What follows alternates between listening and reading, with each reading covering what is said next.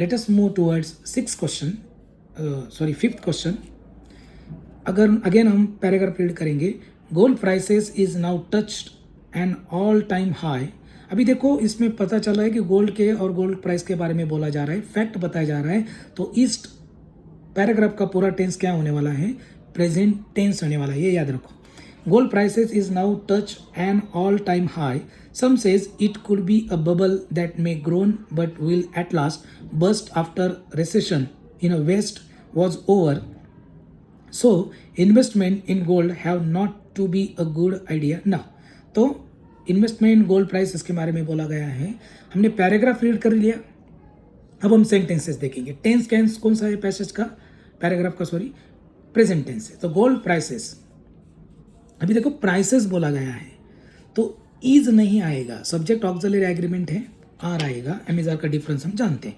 Gold prices are now touch an all time high. Some says, अब some हमने subject auxiliary agreement फिर से मैं यहाँ पे देता हूँ. गो और गोज में जो डिफरेंस जिनको पता है, फर्स्ट फॉर्म देखो हमने सीखा है, ऐसे दो पैटर्न में लिखा जाता है.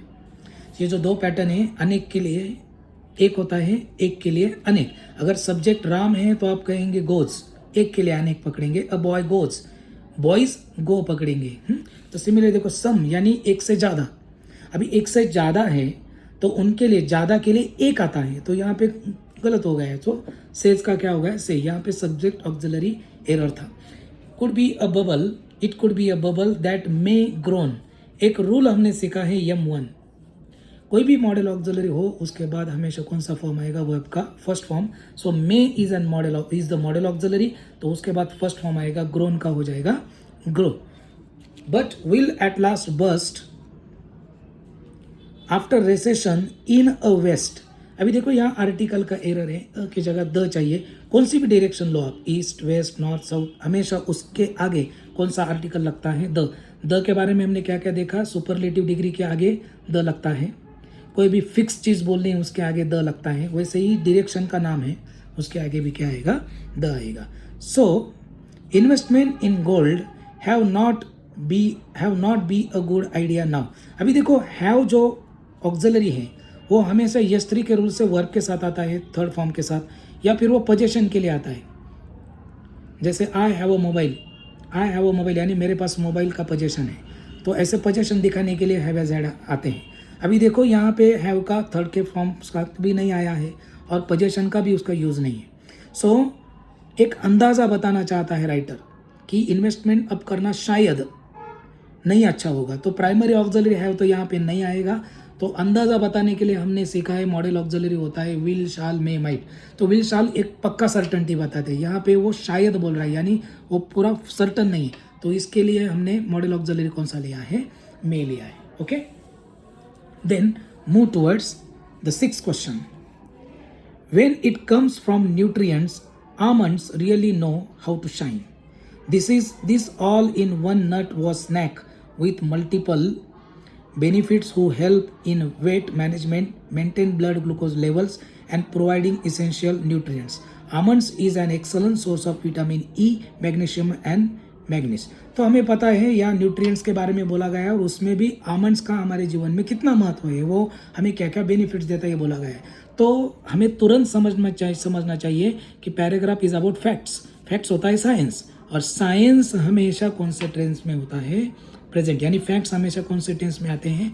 प्रेजेंट टेंस में. ओके. सो तो पूरा पैराग्राफ का टेंस कौन सा होना चाहिए? Present tense.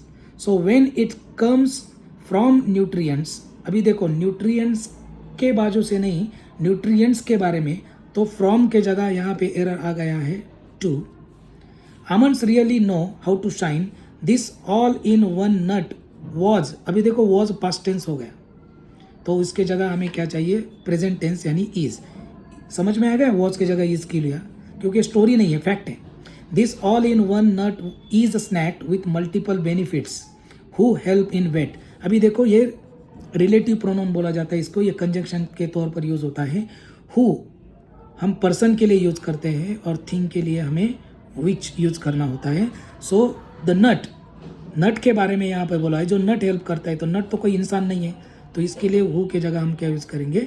Which help in weight management, maintain blood glucose level, तो देखो वेट मैनेजमेंट, मेंटेनिंग ब्लड, अभी मेंटेन ब्लड ग्लूकोज लेवल अगर ऐसे बोला जाए तो इसका ये मतलब ये हो जाएगा कि ब्लड ग्लूकोज लेवल मेंटेन करो, ये इम्परेटिव सेंटेंस हो जाएगा, ये ऑर्डर बताया जाएगा। तो यहाँ इम्परेटिव सेंटेंस नहीं है, इसके लिए हमें इसको करना मेंटेन की जगह मेंटेनिंग आ जाएगा।